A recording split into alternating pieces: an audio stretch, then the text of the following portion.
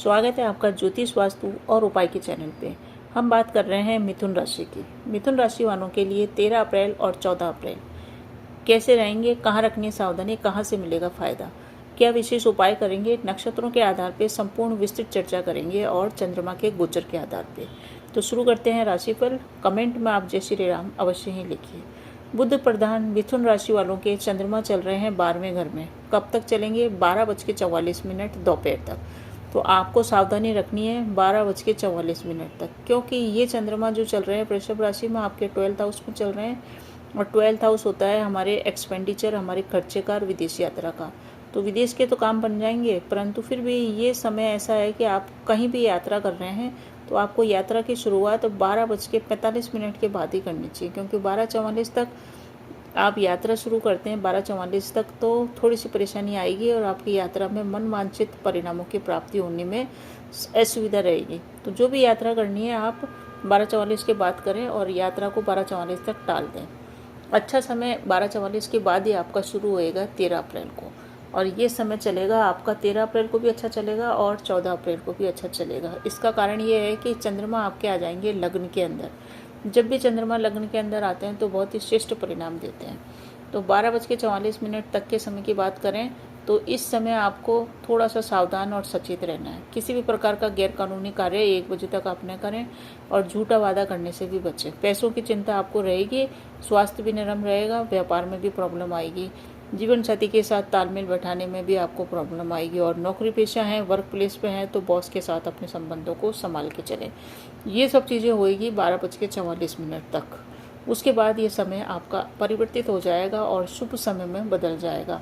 भाग्य आपका साथ देने लग जाएगा और मनोकामनाओं की पूर्ति आपकी स्टार्ट हो जाएगी। आय में भी वृद्धि होएगी और जो लोग पुलिस में हैं, सेना में हैं, उनके लिए भी श्रेष्ठ समय शुरू होगा।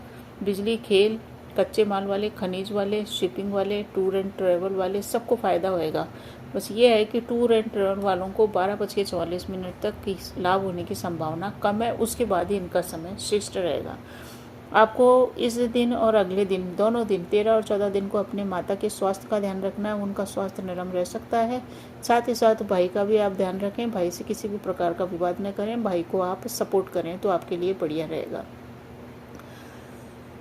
अच्छा समय रहेगा आपके लिए इस दृष्टि से, क्योंकि अगर आप विदेशी व्यापारी हैं तो विदेशी व्यापार में आपको लाभ होएगा, एक्सपोर्ट इंपोर्ट में लाभ होएगा, विदेशी सेवा में है तो लाभ होएगा। तो इस दृष्टि से ये समय बहुत ही बढ़िया है। लव एंड रिलेशनशिप वालों की बात करें तो 12:44 के बाद आपको प्रेम की प्राप्ति होगी। बहुत सारे लोग इस समय प्रेम विवाह कर सकते हैं। आपका रिलेशनशिप अच्छा चलेगा। किसी भी प्रकार का कानूनी मामला आपके चल रहा है, कानूनी अड़चन आ रही थी, तो मान के चलिए कि कानूनी मामले में न्याय की प्रक्रिया में आपका विश्वास होएगा और मामला आपके पक्ष में ही चलेगा। कोई निर्णय तो नहीं आएगा, परंतु आपका पक्ष काफ़ी मजबूत रहेगा। आपको किसी भी प्रकार के इन क्षेत्र में जल्दबाजी न करें, क्योंकि आपके शत्रु नाश का योग भी बना हुआ है। शत्रु आपके नष्ट होंगे। अब किन लोगों के लिए ये दोनों दिन सही हैं? जो लोग स्कूल से, टीचिंग से, एजुकेशन से जुड़े हुए हैं उनके लिए बढ़िया है। पत्रकार हैं, स्कूल चलाते हैं, फाइनेंस में हैं, पुलिस सेवा में है, प्रोफेसर हैं, लेक्चरर हैं, लेखक हैं, राइटर हैं, आप लोगों के लिए ये दिन बढ़िया रहेगा। आपको इन दोनों ही दिनों में पराक्रम से बचना है। बहुत ज़्यादा आप में उत्साह, एनर्जी है तो आप थोड़ा सा रुक जाएं। किसी भी मामले में अगर आप डिसीजन ले रहे हैं, चाहे व्यापार में ले रहे हैं, चाहे अपने लव एंड रिलेशनशिप में ले रहे हैं या नौकरी के अंदर ले रहे हैं, अपनी बुद्धि बल से काम लें और किसी भी प्रकार से अचानक से एकदम से किसी भी निर्णय पर न कूदें। पानी से दूरी बना के रखें, साथ ही साथ अग्नि से भी दूरी दोनों दिन बना के रखें, आपके लिए फ़ायदेमंद रहेगा। अब एक चीज़ है कि उपाय भी आपको करें बताते हैं, उसके पहले एक महत्वपूर्ण सूचना दे दें कि आकाशीय गृहमंडल के अंदर सूर्य का राशि परिवर्तन हो रहा है। मेष संक्रांति चल रही है, इसलिए सूर्य आराधना से ही अपने दिन की शुरुआत करें। 13 अप्रैल से और 14 अप्रैल से दोनों दिन सूर्य आराधना से करें, क्योंकि सूर्य संक्रांति हो रही है। नक्षत्रों के हिसाब से अब उपायों की चर्चा कर लेते हैं। पंचमी और षष्ठी तिथि रहेगी 13 और 14 को। तो सबसे पहले बात करते हैं 13 तारीख की। 13 तारीख को चंद्रमा चलेगा मृगशिरा नक्षत्र में, इसलिए आपका मन बड़ा स्पीडली भागेगा। मन बहुत ही चंचल रहेगा पूरे दिन। मन की चंचलता को कंट्रोल में करने के लिए मंगल के नक्षत्र का उपाय करना पड़ेगा, क्योंकि ये नक्षत्र है मंगल का। इस दिन आप हनुमान चालीसा का पाठ कर सकते हैं। रामायण का पाठ कर सकते हैं, सुंदरकांड का पाठ कर सकते हैं। तीनों में से कोई एक उपाय कर लीजिए, और एक जो खास उपाय है वो भी आप अवश्य कीजिए। इससे आपके सभी कार्य बनेंगे और आय की भी प्राप्ति होगी। वो कार्य ये है कि भगवान शिव के मंदिर में जाएं और वहीं बैठ के हनुमान चालीसा का जाप आप अवश्य करें। दूसरा उपाय है 14 तारीख का। 14 तारीख की बात करें तो इस दिन चंद्रमा चल रहे हैं आद्रा नक्षत्र में। आद्रा नक्षत्र होता है राहु का। राहु का ही नक्षत्र है, इसलिए राहु को कंट्रोल में करने के लिए भगवान गणेश की आराधना करें और गायत्री मंत्र का जाप करें।